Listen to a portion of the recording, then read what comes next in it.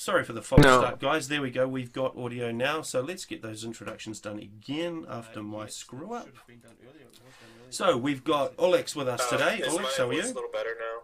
Good. How are you? Excellent. Thank you. No. Much better now that I've got my system working. Blodir, how are you? Done again. Hello, I'm good. Excellent. And we've got spdygonzales. How are you today? Hi, I'm great. And sheeo for the second time. How are you today? I'm good, thank you. Excellent. All right, let's get started with talking about some development, and we'll go to sheeo for that one. So we've had a few issues with rating calculations, so people not quite getting the right updates and things like that. I know there's a few people getting a little bit cranky. How are we looking with that one? Yeah, we're looking that there are still some issues with the way the rating computation works, apparently, because we've been getting some reports still. This is also why I promised a while back that games would be recomputed, those who had issues with the rating up until this point, since the server migration.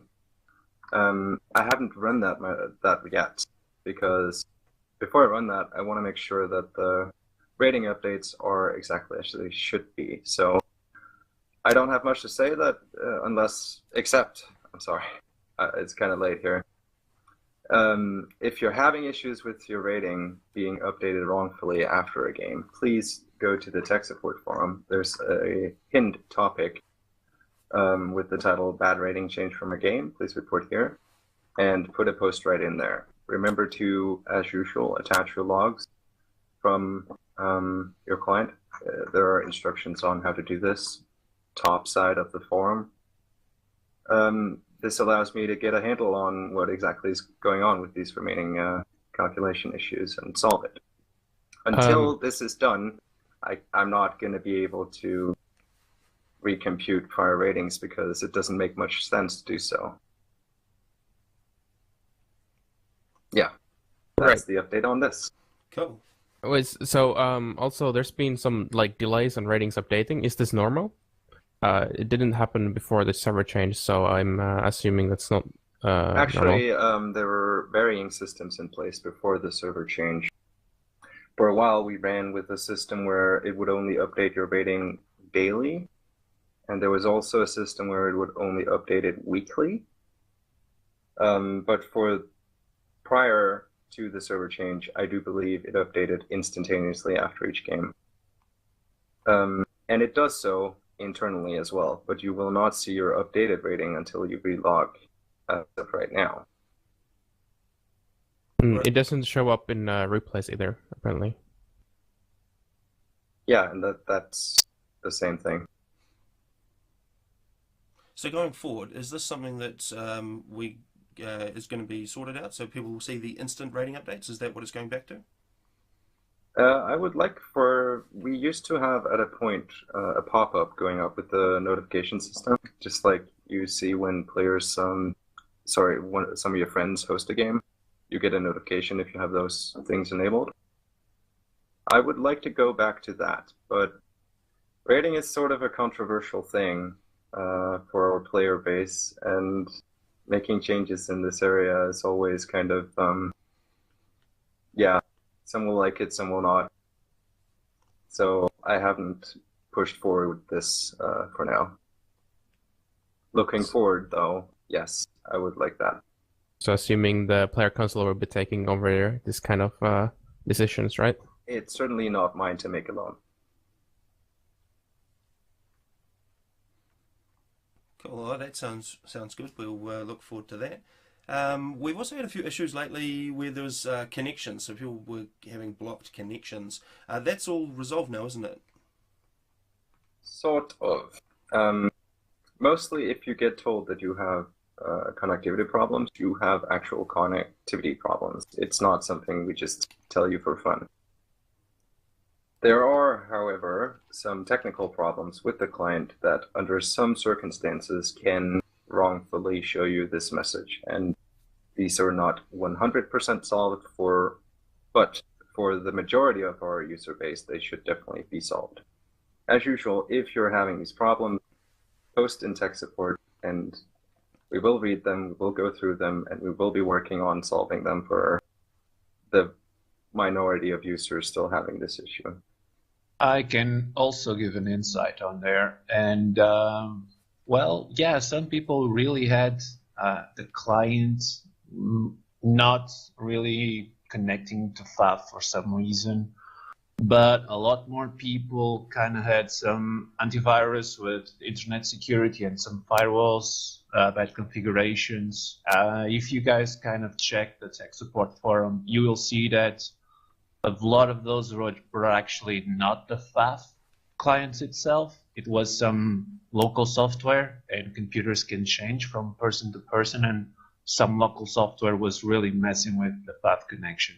Those were mostly solved, so by now I don't think many people will actually send those logs to tech support, because most of those stuff was actually solved. Excellent. Good to hear. All right, I don't think we've got anything more to talk about that one. So what have I got next on this list? Mumble. So I've noticed that Mumble used to put you in channels automatically, and that's not really been happening. Is that something that you guys see as important for FAF, or do we want that back? Is that in the pipeline? It's in the pipeline in that anyone can pick this up and rework it. Actually, so it works. Part of the reasons why it's not working right now is the server change. We migrated to the new server, which came without the previous Mumble configuration, so it didn't just work out of the box. And it hasn't been my personal priority to make that work, because it also had some pretty annoying to deal with dependencies client side, that it wasn't easy to just go up and test locally to make it work. So I actually want to pitch in on this. Yeah, there was a lot of issues. There is actually development.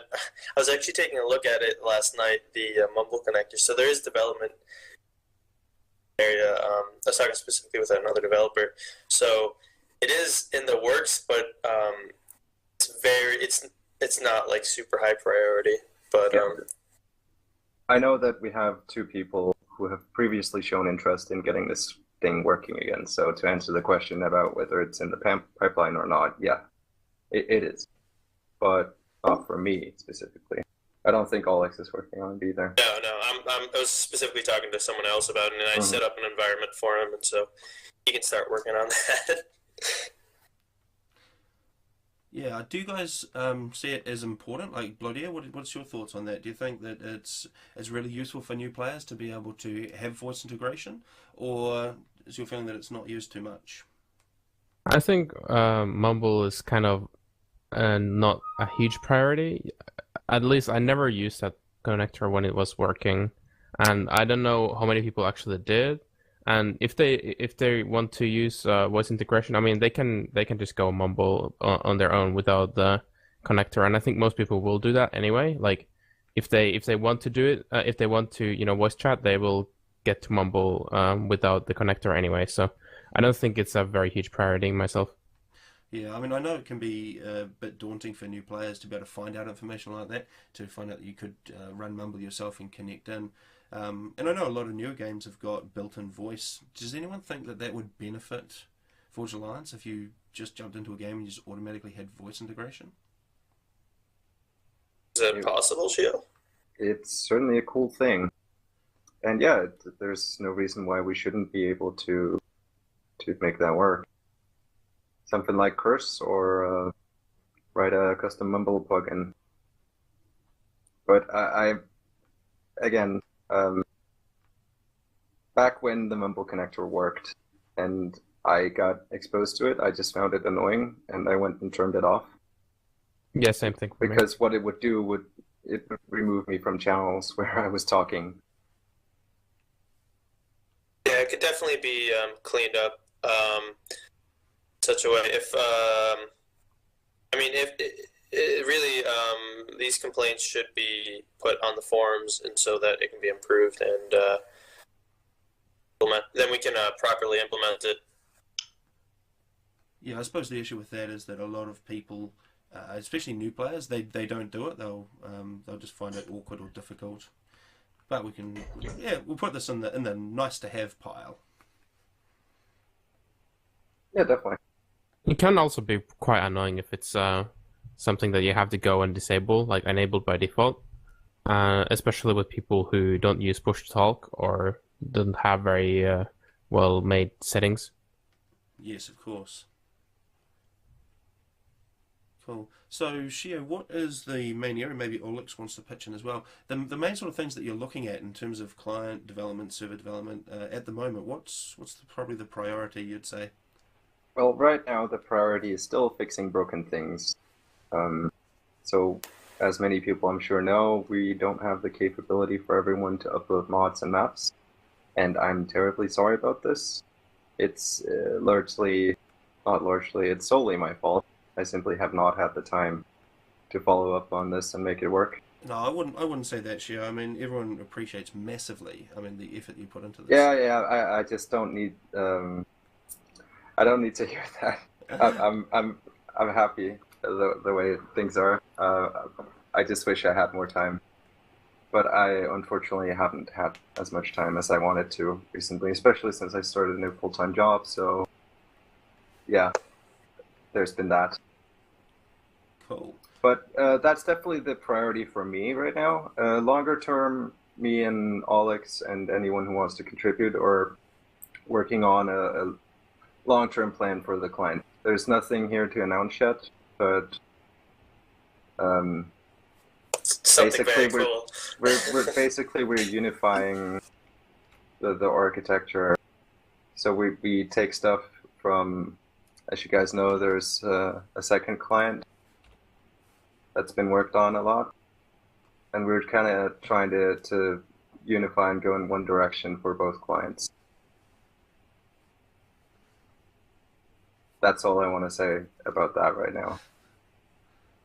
Cool. Does anyone want to chip in anything else about development? aulex, have you got anything you want to put in? Yeah, I mean, my focus really has been, I don't know how well people know about this, is we have an API, which basically is a communication between, our FAF server and basically all the tools that we have. And I've been feeling that that's like a really key thing to get working. And once we get that working, we can really move forward in terms of implementing a wide range of tools. So that's been my primary focus. I don't have the most amount of time because I'm a student and stuff, so I have other priorities. But when I do have time, I try and pitch in and try and get that thing working. And yeah, again, the client that sheeo and I or the expansion upon the client that sheeo and I are going to work on is definitely something that we want to move forward with in the future. Well, I would just like to comment here that the new website for FAF is also it's pretty much complete, other than some of the stuff like the leaderboard page kind of being a little dependent on API right now. So I have another guy, Revekius, working on that with aulex, right? So that's pretty cool. And once that is finished, I mean, I don't really see any reason to hold back the website anymore. Yeah, that's great. Cool. Blodir, maybe you So could it means we're getting a new website soon. The old current website, as you know, is pretty unorganized is the word I would use about it. Yeah, Blodir, can you just tell us what the main sort of things you're trying to change with the new site are? Well, have a more modern layout, more clear stuff. It's really about looking more professional to newer audiences. Also, making it much more clear what FAF is about and what is the game, actual Supreme Commander game, and that you have to buy the game and to be able to play on FAF and whatnot, right? About communication, but there's also some features for older players, not only the better interface, but there will be a page which lists all the upcoming tournaments and all currently live tournaments. Right, and that's a nice segue into our next topic, actually, which is hang on. Sorry? Oh, you haven't finished? I have one remaining thing about development. I know a lot of people will be happy about this. There's a new client version coming out hopefully tomorrow. I think we can get it tested by then. That fixes auto download of mods. I think that's a huge thing for a lot of players. Yeah, that's massive. I also have one quick thing. Yorick was asking in chat about how far is the API from being finished. There really isn't a percentage, because as we add more tools, we're going to need more server, like API support, server support, right? So there's no real finished state, but I mean, the parts that I've been working on are close to the finish, but then we also have a whole bunch of other things to add. So I couldn't put a timeline on it. I won't be able to put a timeline on it, but it's getting there. That's all I can really say. It's one of those eternal evolution things. Yeah. Cool. All right. So all of this kind of stuff does bring us a little bit into the next topic, which is new player retention. So when we're talking about the website, we're talking about giving a more professional face and something a bit nicer to new users. I think the reason I put this on the agenda was that we had, just before the big server change, we had a new record in aulex. How much was it? Was it 1120? Is that right, guys? Yeah, around 11:30 or 20, something like that. Yeah, something like that. Yeah, and so since then, obviously, we've had a few issues, and the player numbers are down quite a bit. I just wanted to get your guys' thoughts on maybe things that we could do that are going to help new people, maybe get some of those people back that have stopped playing, and maybe what we should focus on there, perhaps. I can actually give an insight on there, because in aulex chat, some people actually question about if there were more people or less people after the update and those kind of not so good 3 or 4 days that happened with the main update.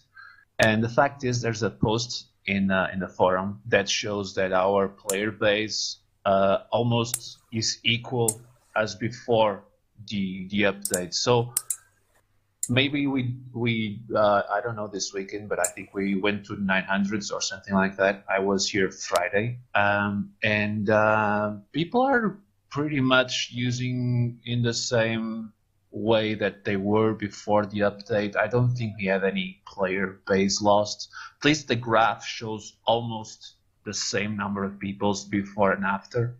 Sheeo can actually talk about this, because, or was Sheeo or Morax that put the graph in the topic I created?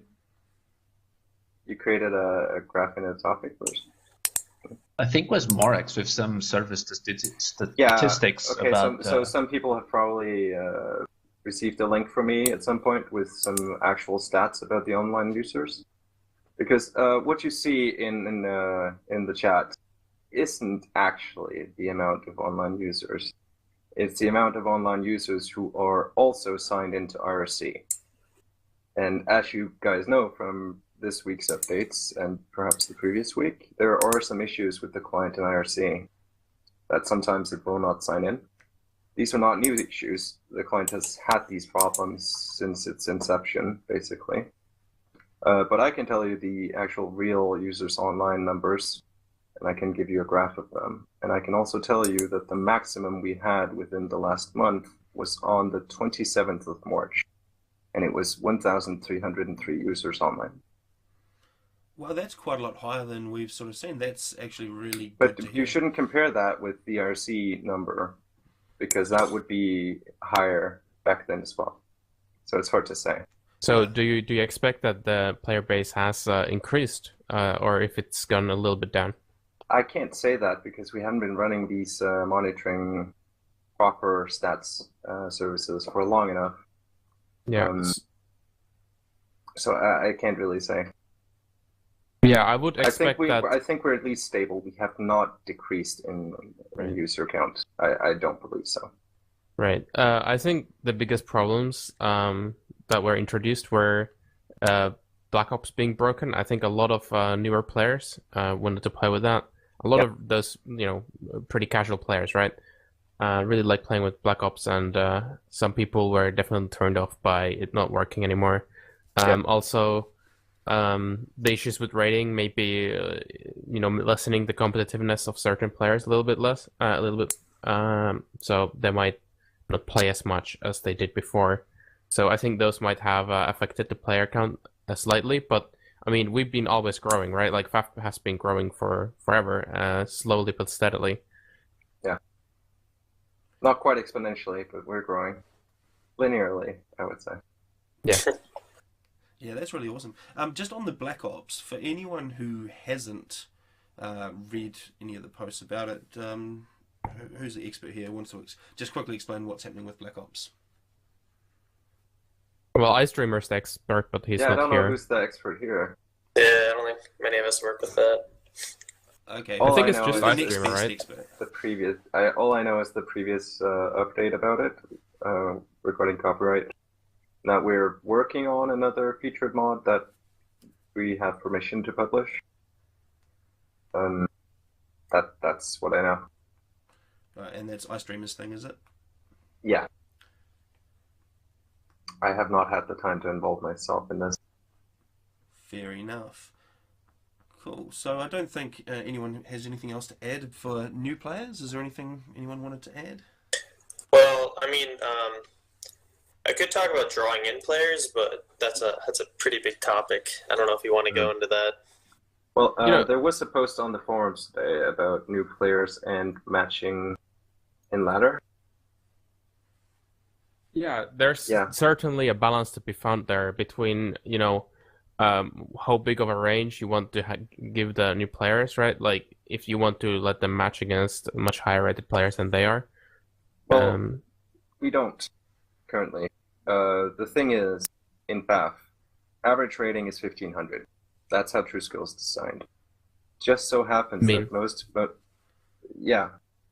median average. Yeah, the median rating is 1500. So the way True Skill starts by placing you is putting you up against the median. And in a game like this, that can be pretty terrifying if you're a completely new player. I fully understand that.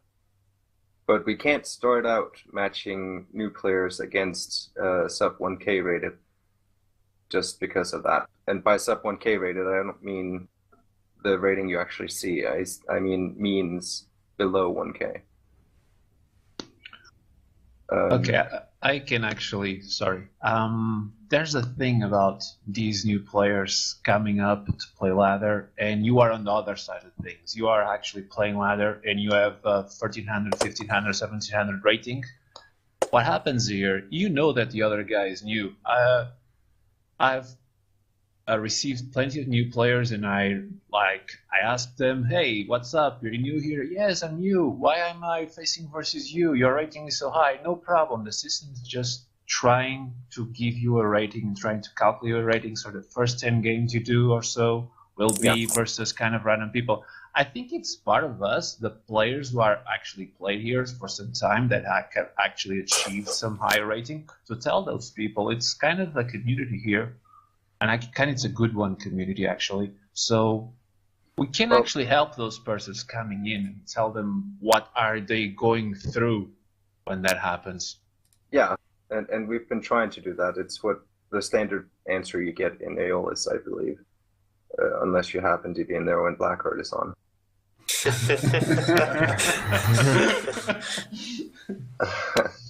Actually, the alternative to this is that we introduce a sort of waiting time that even though you have a match on ladder when you're searching, it'll give you a grace period of, say, 1 minute or so to find a better match. But I'm not sure I like that with our current search rates. I feel this really draws into the way we kind of introduce players to our client. And I mean, the reaction of the community to a new player is very, very important. But also, when somebody comes to our client, they just see, just this chat and then all these things, and the way they, then people tell them to go, search this to play a game, or go here, or launch a custom game to play a game, or just go join one, right? I feel like a key thing to really help new players is some sort of enhanced tutorial tab, which will kind of ease them into the game, and then it encourages them to play like maybe ladder and be like, don't be scared off by these high-rated players. You know, use it as an opportunity to learn or whatnot.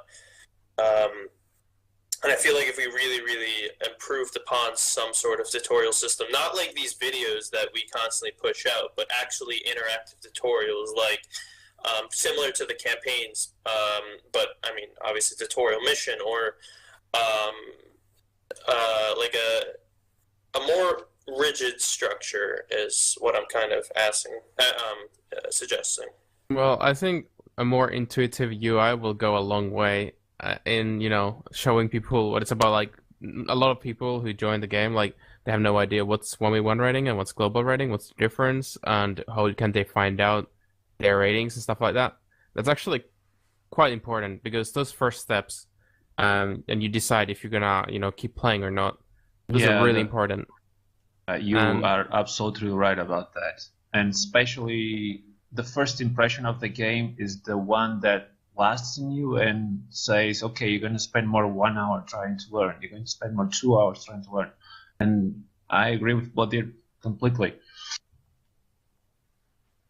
Right. There was also a really good idea from someone. I can't remember who suggested it, but having a, you know, new players channel, like there's ALOS, right? Just having a new players one, and where, you know, you'll have a group of people who are also invited in, you know, more experienced players who also auto join that channel, and they can help out newer players. And yeah, there was actually like apparently in some other games, there's been like moderators messaging new players, like absolutely new players, always like just private message them and start talking to them, and that's like a really nice and personal way of doing things. If we get people who want to do that, that could be really, really cool. Yeah, that sounds great. And I think there's plenty of people who are willing to, you know, communicate with noobs. Yeah, I feel like that's not an issue with the community. We've been, from what I've seen, we're very, very open to new players. It's just taking that step really from introducing a new player to our community in a more systematic manner, I guess.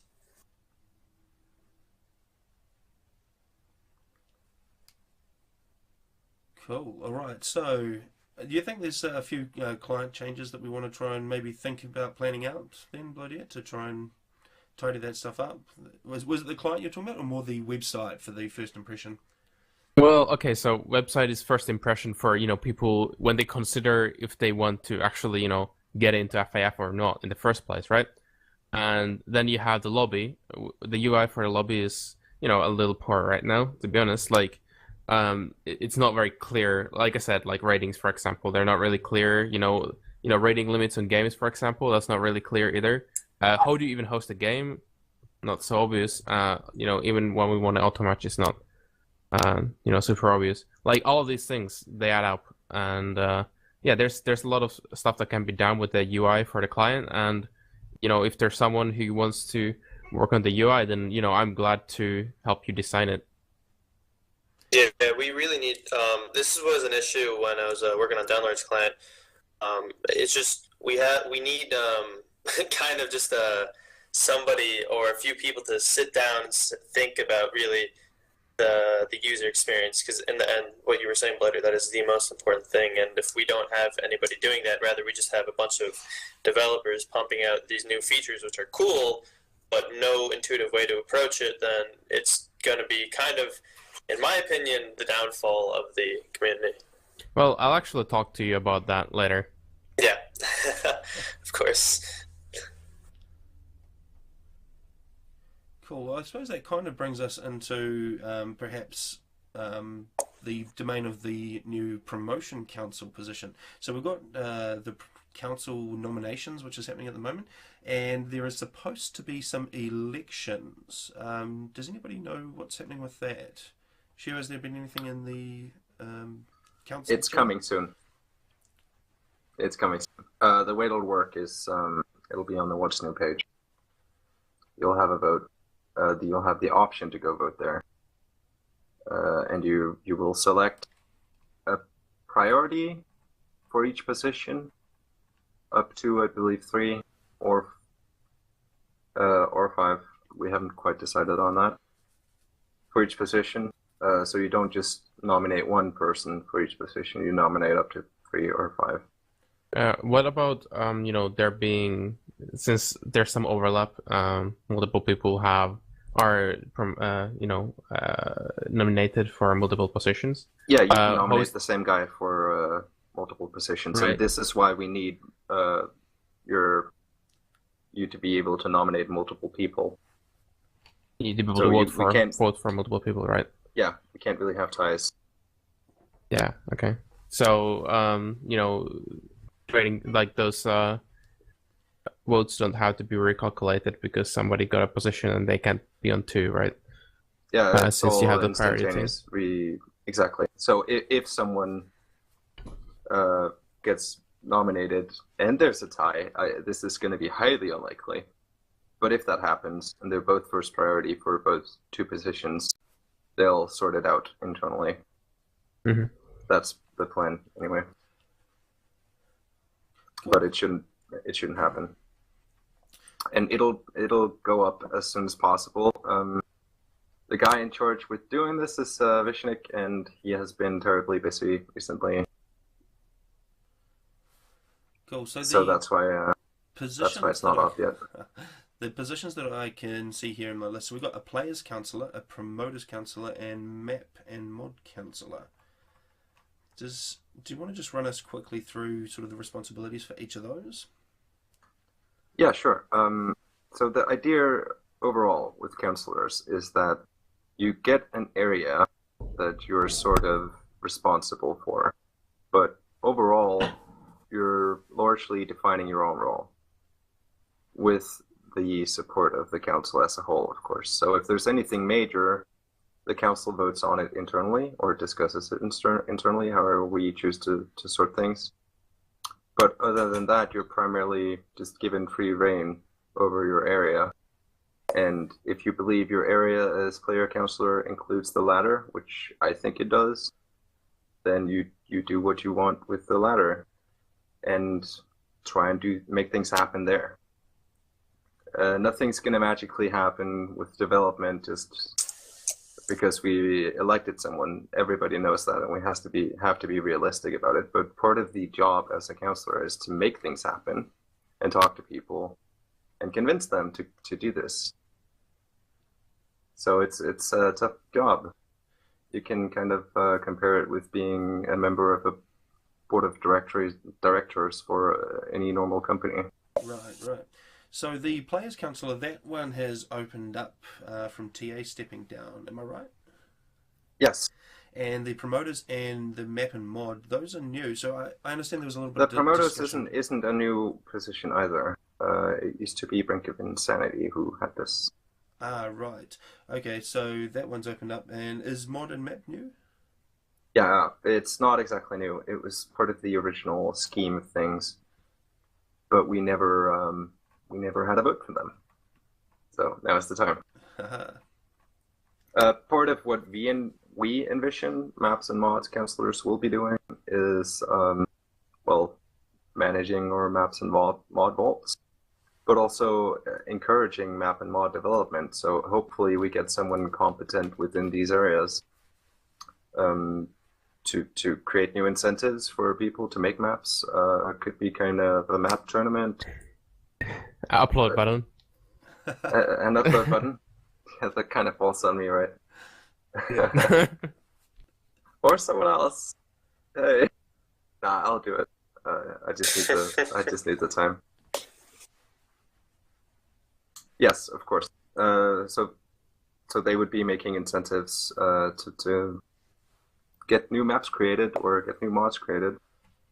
Yeah, that's the plan. And overall, of course, as a member of the council, you get a vote, so to speak, in everything we decided within the council. So those are the broad overall strategic decisions FAF has to make as a whole. Has there been any decisions like that been made, recently or in the past? Yeah. Such as?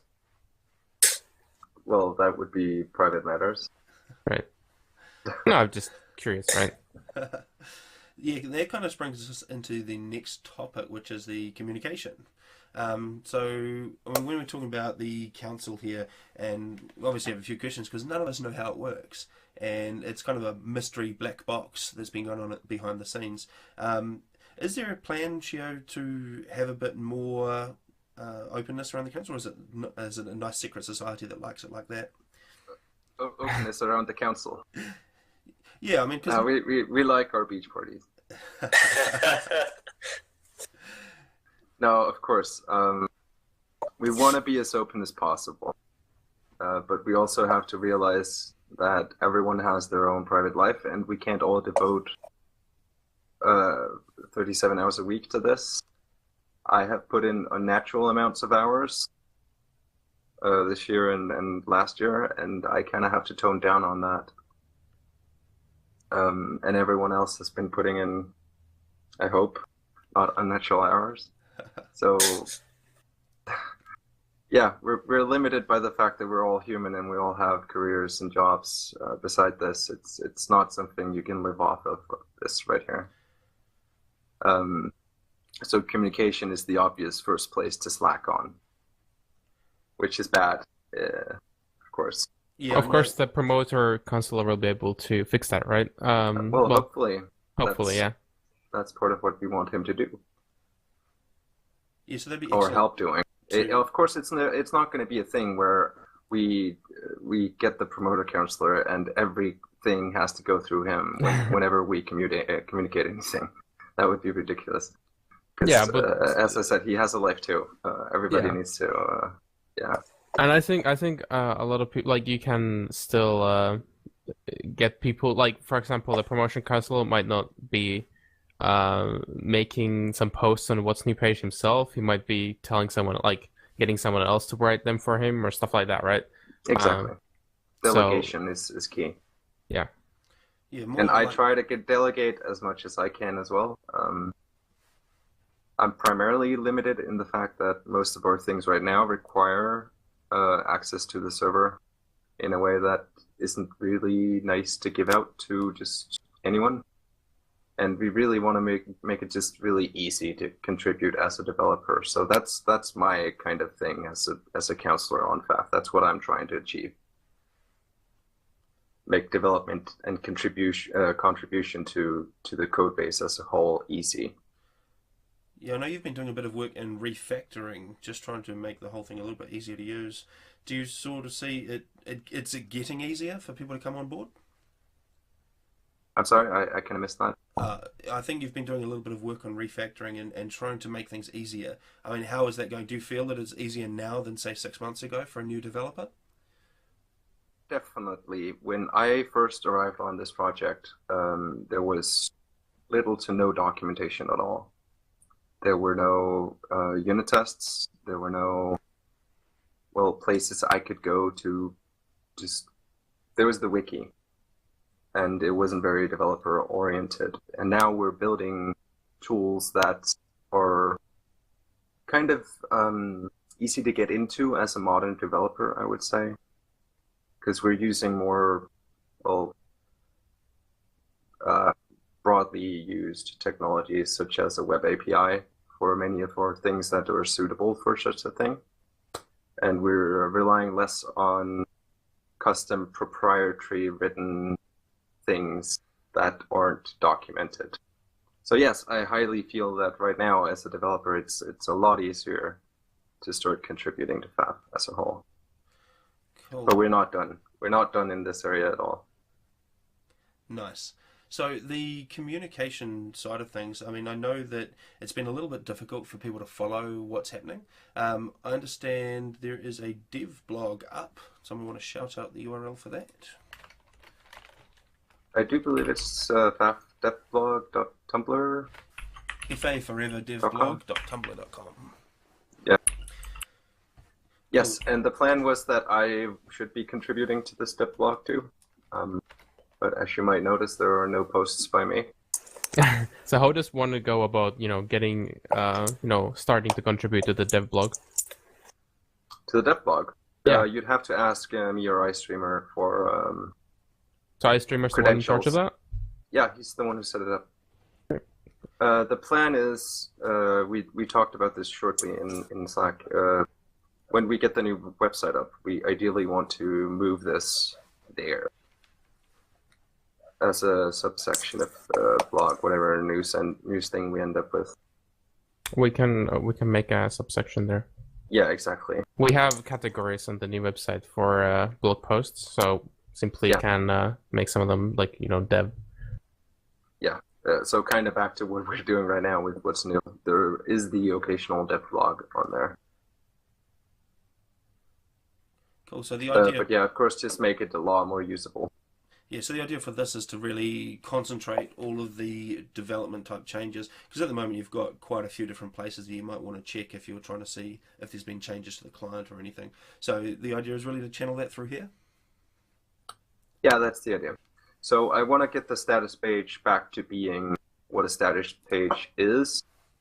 It means like if you're unable to open your client, you can go there and check, okay, is FAF down?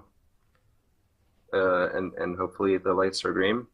But it shouldn't be the place where you see updates about what we recently did development-wise. If that makes sense.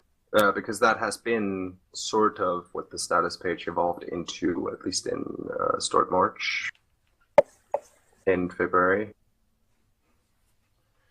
But that was, I guess, mainly situational. Yeah, there was a lot of stuff going on that needed just instant updates. Exactly, and it was, yeah, instant timely updates, yeah. Can't quite do that with a dev blog. Cool, so that's a pretty good roundup of communications. Is there anything else wanted to add? Well, I think...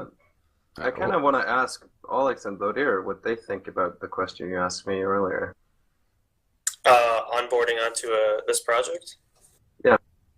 Well, personally, when I first actually came onto the project, it was my first semester of programming, so I was very, very new to it. It wasn't the easiest thing when I first entered, but that was also at the very early stages of the project. But as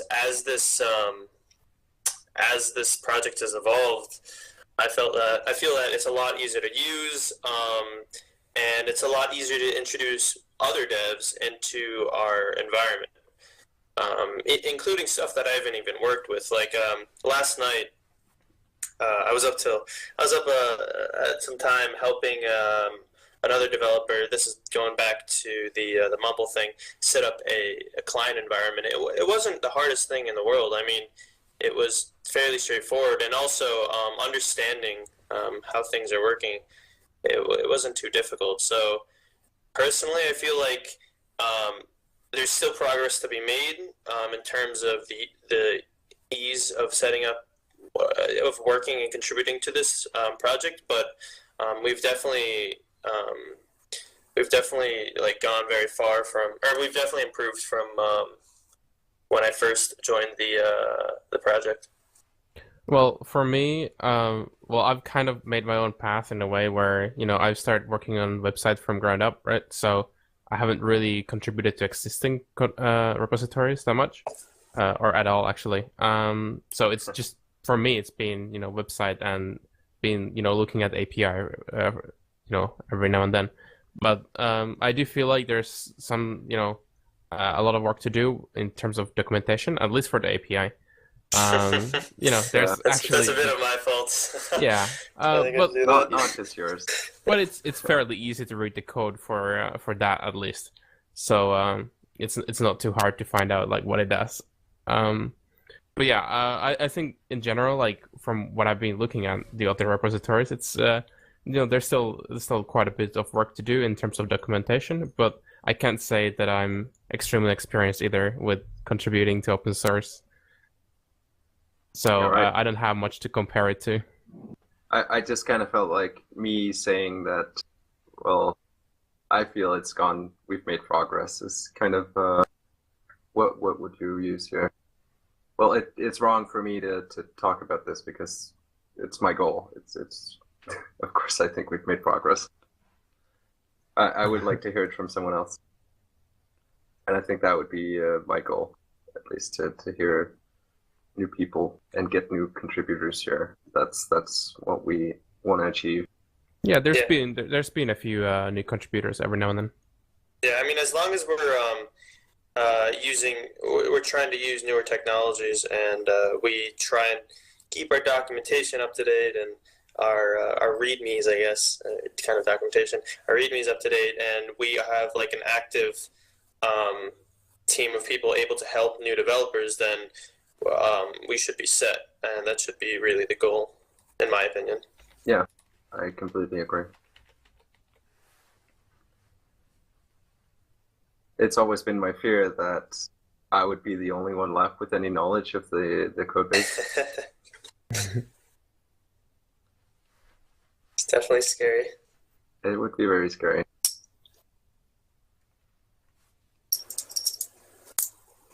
Right, so Architect, you want to pick up the ball? Yeah. Yep, here we go. So we'll move on to tournaments. So far this year has actually been really cool. We've had a ton of tournaments on. Really awesome to see, and lots of participants as well. And one of the new things that's come out is Best of 15 or Best of Anything series. So spdygonzales, anyone who's watching can see Lucky Luke talking in Mumble. So do you want to just give us a rundown of what that's all about? This Best of 15 was set up because of Zog's idea, and posted on ILO's chat. And I actually went to talk to him, and I had an idea for player versus player Best of 15. And after some talking, he decided to go on. But the idea here is, if someone has an idea to make a tourney or Best of 15 or whatever, some kind of custom thing, the idea is that Zog is open to that. He will listen to you. He will give you some ideas, see if they're wrong, see if they're not. You kind of just can make a small donation to have a prize for the people who are playing it, and things will go on. So everyone with an idea is free to contribute and to post on the forum the idea that he has. And we as spectators can watch and have some fun with some custom rules. Cool. So at the moment we've got Zok and Zlo having a Best of series. Was that your idea? Yes, that was my idea. That was kind of experimental stuff. It has two rules in it. One was that each player could veto 15 maps. So the idea behind the veto is that they know each other, Zok and Zlo. They played a lot of games together, and they could use a veto to kind of deny a map where the other player really likes it and he's really good at it. And it kind of worked because Zlo actually used that to know that Zok liked it some maps, so he used the veto on some maps. Zlo kind of not did use that a lot. He kind of just went safe, and the maps he didn't really know very well, just vetoed them. So that was the first idea. The second idea was that for each match, a player chooses a faction, and after the player chooses a faction, the other one cannot choose the same faction, so he must choose another. And we had kind of 3 or 4 games where that actually was really, really great, because the maps were kind of made for that faction, or that faction was really had some advantage over the other factions, and those games were actually kind of great. So I think these two rules kind of worked out mostly, and well, anyone with some extra rules or something, I think these things might give some extra stuff to games and best ofs and tourneys and whatsoever. Yeah, just a bit of variation. So besides the vetoes, do the players get to choose which maps they play in which order, or is it random? No, they both submitted a text file with a 0 to 9 evaluation and the veto of each map. And the maps they are playing, which are actually a secret, are the ones the two of them voted higher. If you check on the forum, the topic title is Zed's Dead, baby. Zed's Dead. Actually, it's a guy idea. He named it. The maps Somebody have a watched number. too much Pulp Fiction. Yeah. The maps have a number at the front, and that's the votation combined votes of them two, of Zoc and Zlo. So the first map they played, Roanoke Abyss, it had 18, which means you had a 9 from each player. Cool. So is there something like I'm just thinking, if we've got these extra tournaments going on, it feels like something we could maybe promote and use to really push the whole tournaments and that side of FAF. I mean, I know Zoc casted a lot of these, but is this something we want to maybe almost televise a little bit, something like this? There's a lot of upcoming tournaments, like the King of UEF is coming up soon. We already had King of Aeon. Actually, that's probably the most interesting tournament so far that I've seen for quite a long time, since in that tournament there was a lot of good players. There was Mozart, someone called Mountain. I can't remember who his other name was. There's Voodoo, Chevalier, Zoc, Next of Reality, Jack the Plants, and Mephi. And Mephi took down Zoc twice to win that tournament, being a pretty large upset. That was really interesting to watch. I think that's the biggest upset we've seen for a while. That's really cool, in my opinion. We're seeing a relatively newer player take down an old giant. So I think, in general, those King of tournaments would be nice to have more coverage of them. Since they are then no rating limit tournaments, there's also the Prince variation. We're having casts for each tournament, but they're live streams, right? They're not, on YouTube or whatever, right? So, if we can get some big casters on board, like Brink and Gal, get to cast, some of these tournaments, that would make a pretty big difference. Yeah, I mean, I suppose it's easy to schedule casting for something like that because they always happen on a Saturday night. Something like the Zoc Zlo games that were kind of impromptu. I wonder if there's a way to get a bit more mileage out of and promotion out of those sort of things. Anybody got any thoughts? I really love the idea of best of 15s. I mean, I hope I'm picked for one. But yeah, it's hard to cover them because people, like the players, can pick when they play the game, and then that kind of kills the hype a little bit, where you don't know when it's gonna happen, right?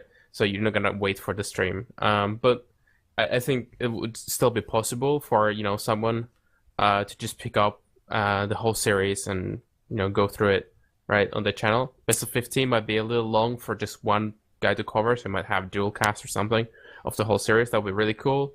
Or if there's a bit smaller, like a best of 9 or something like that, then it's easier to handle for a caster. Well, this idea is kind of old, really. Old and from another FAF time. The thing is, we had a lot of tourneys, big ones, with lots of high-skilled players. One of them, which is on Guile's main video or main YouTube page, was Rise of the Immortals, if not mistaken. And this best of 15s, this Kings of Castles, it can be kind of summarize some of the games, and then there will be the odd game or the best strategy game or the really, really who wins who last call game that can really almost be fully casted. So yes, I think we can attract more people if we get kind of one of the high subscriptions and sorry about my English, and high views YouTubers that we have into it, and not making the whole games, but making kind of small part of them. Yeah. So I know. Sorry. Well, yeah, okay. So I know. Actually, I was talking to you in a way. So I know that you architect. You made some like summarizing videos in the past. Like that's what you started out with, right? There was this FFA tournament, and you did a Yes. video of the first match, I think, which you summarized quite well. But I expect those probably take quite a lot of time to make. Yeah. Are There's you a lot planning of to make those editing. in the future? I am. I've been away with work quite a lot at the start of this year, but I do want to get back into it. But you are right, it takes quite a bit of time in editing, especially with Forge Alliance, where you have to play through the entire game, and if you miss something, then you have to plus 10 through it again.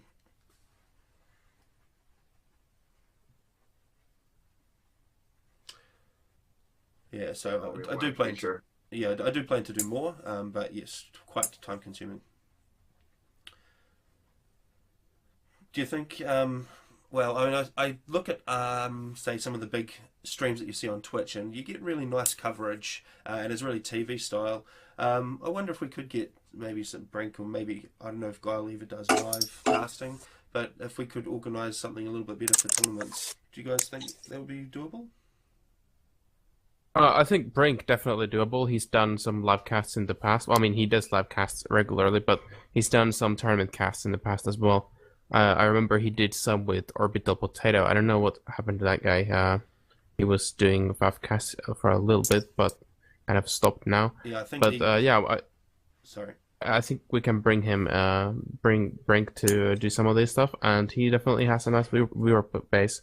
But I think the biggest viewer base that doesn't actually play FAF is, Guile has that, right? There's probably a lot of people there who actually don't play the game, but just watch the videos, or played it in the past and now just watch the videos, right? Yep. So that's a lot of untapped potential there. But I don't think he's very open for doing live casts.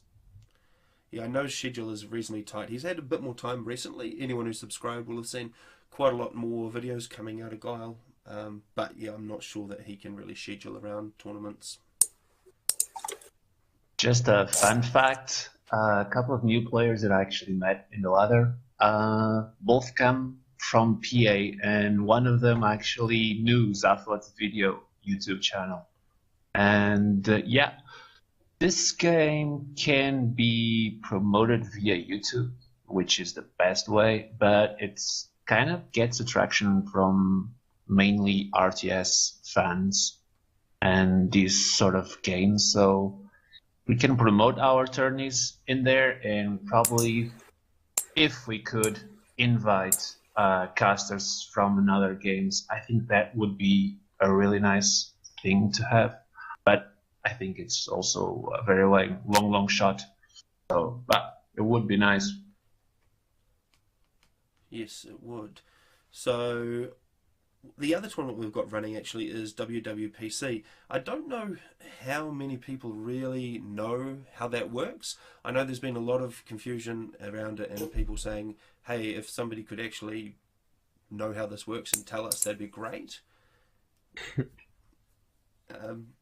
Does anyone want to chip in on that, on WWPC? Well, WWPC has been around forever, and well, the rules are pretty clear, right? There's a few rating brackets. I can't remember what they're right now, actually. Like under 1100, under 1800, something like that, and then over 1800. I think something like that. I can't remember that right now. I haven't played it for quite a long time, but anyway, you'll have champions for each rating bracket, and those champions get to hold an avatar.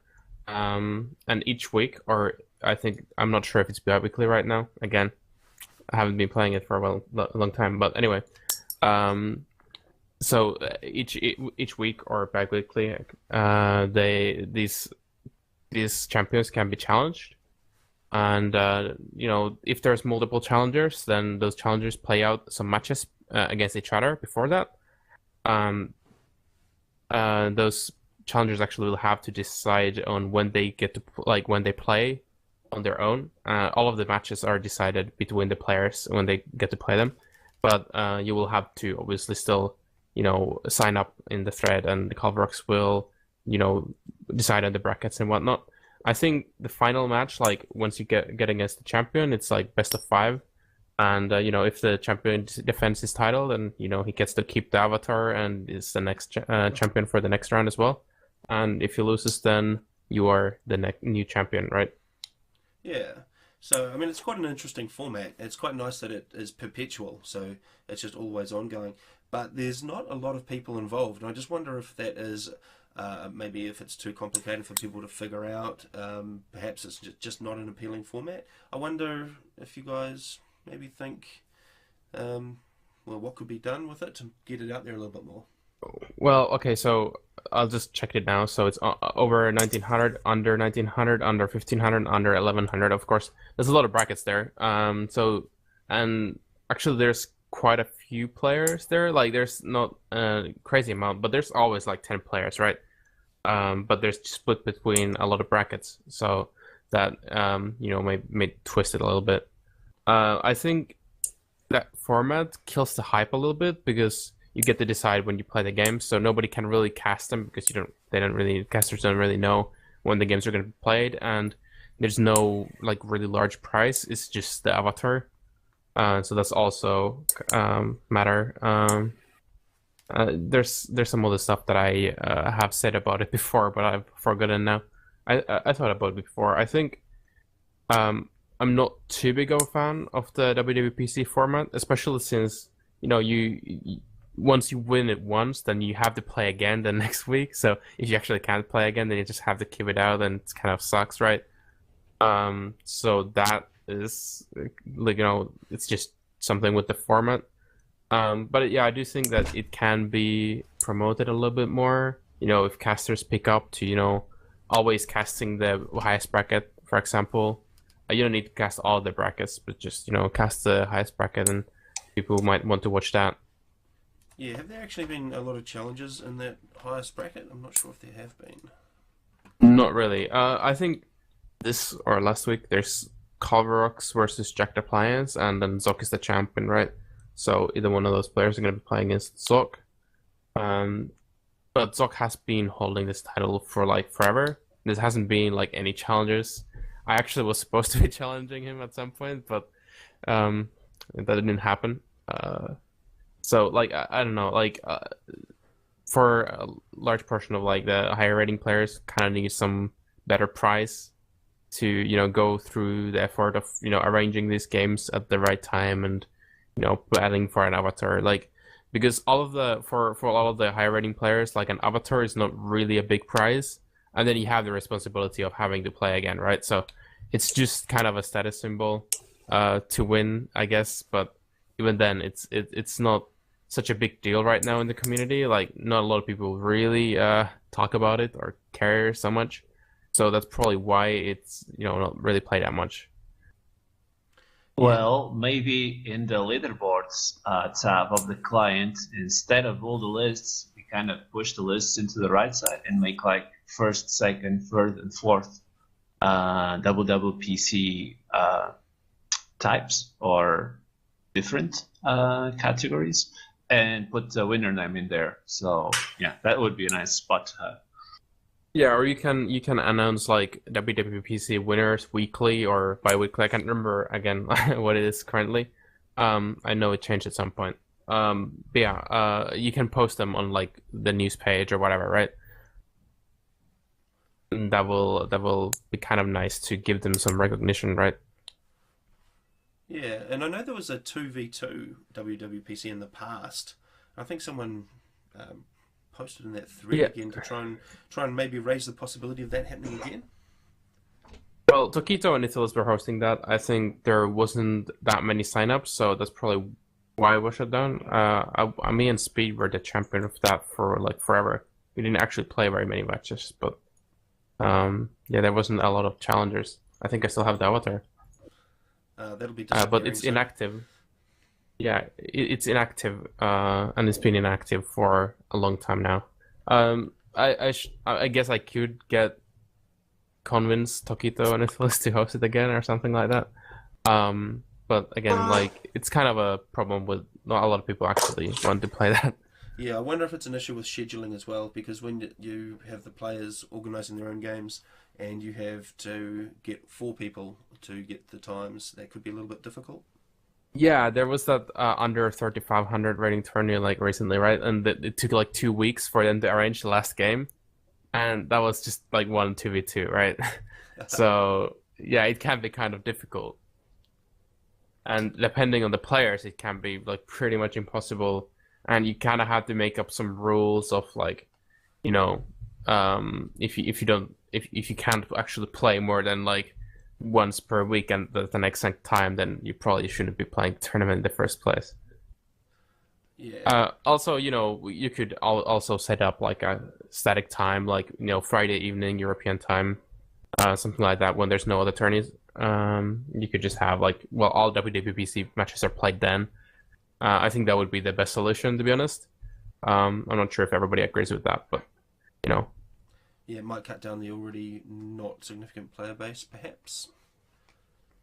I don't know. I think it also increases the hype for it, so maybe people would be more interested in playing it once they'll get casted and people will watch the games, right? Like they'll just the WPC games are going on right now, and they're gonna be watching it live. On either from a stream or from live replay, and people will actually care more. Then I think we'll see more attendees as well. Yeah, that would be cool. Especially if we could get, if it was at a scheduled time and you could cast it, that would definitely help. I mean, because we get quite a lot of interest in the weekly tournaments because they're at a set time and everyone knows when they are. It's easier to schedule casters and everything. So, yeah, that could potentially work. You mentioned avatars, though, and I saw some chat going on about making them temporary. Is that going to happen? Well, avatars have always been kind of temporary. I remember I was actually kind of mad at some point where Voodoo, who's kind of the head moderator right now, right? He just removed my avatars, but this is like 3 years in the past, right? But he just removed all avatars without any warning. Almost all avatars, not really equally.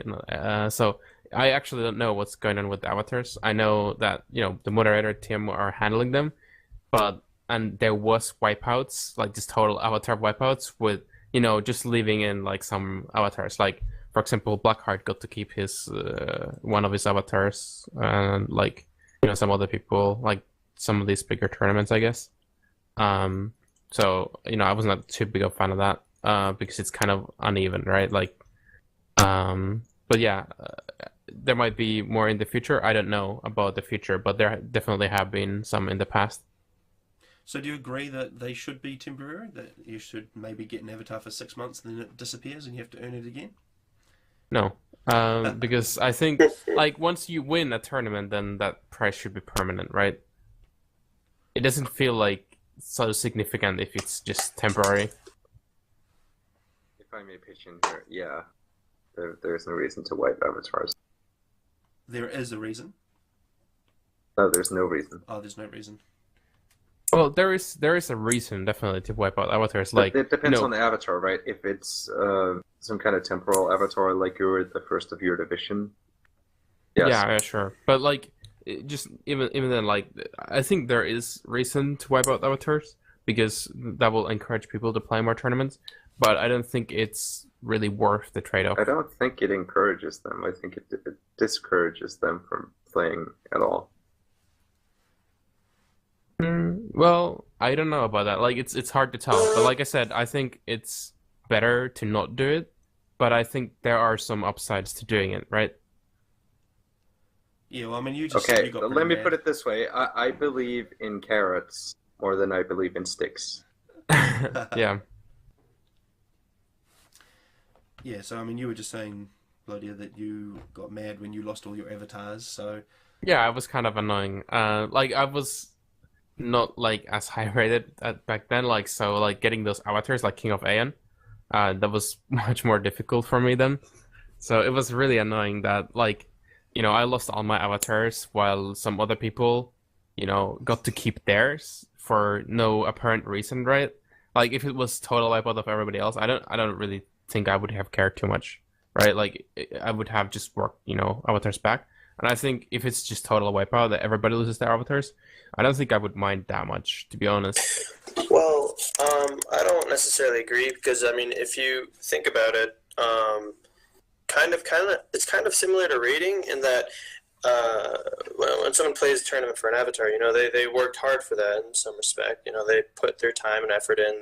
Some people may have trained, some people obviously probably didn't, but they put in a lot of effort for it. And it's just it's similar for people's ratings, where people put in a lot of effort or some effort into getting a certain rating, and then people won't be happy if there's changes. And I think that you'll see the exact same response to avatars. If there's changes, if things get taken away, they're not going to be happy. I mean, when you worked hard for something and then it's taken away, I don't think there's I think it's just going to be annoying. The only time it makes sense and the person would be understandable is if it's some sort of temporal avatar like the WWP scene. Yeah, like I mean, if it's made very clear when you get the avatar signed that exactly. it's a temporary one, then sure.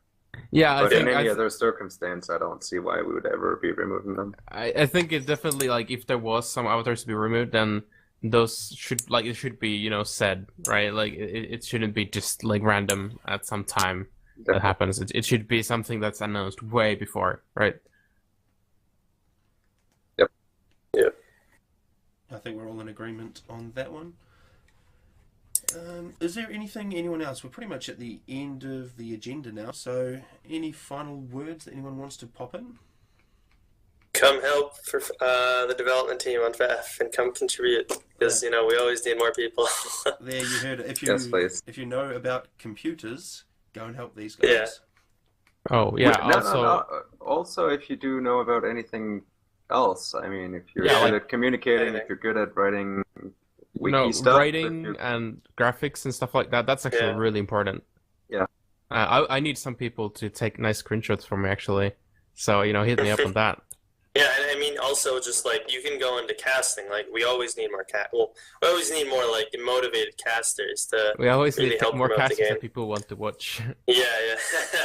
Yeah. It's kind of mean, but that's kind of... As long as you're motivated and you can produce interesting content, then people will want to watch you, so... Yeah, and I mean, even if you're not too popular when you start out with, I mean, you'll improve, right? Like, so there's no downside to it. Just keep going, right? Like, I've done some casting before. I kind of shit. I'm really bad at it, but I think it will get better with time, as with everything.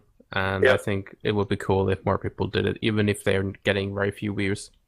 Yep. If you have a skill, if you have something that you feel like you can contribute with, then come on board. We need you. We need you. Even if you don't have skill, just if you're like bad at everything, we'll still use you for something. Don't worry. We can use you as a cheerleader, for example. All right. So I think that's probably going to wrap it up there. We've got big thanks to aulex, Blodir, spdygonzales, and sheeo for turning up for this and giving us lots of good info. Thanks, guys. Thanks for having me. Yeah, thank you. Thanks a lot, man. Good work. All right, and thanks for everyone for watching, and we'll do this again in a couple of weeks.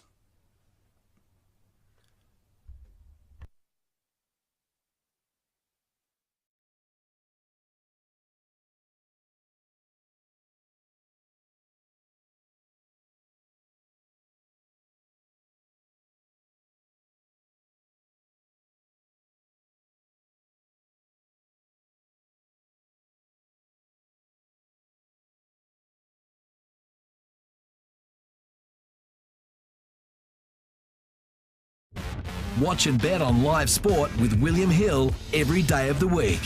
There's live streaming on US basketball, plus a host of the world's best soccer leagues. Join William Hill today to be part of the action.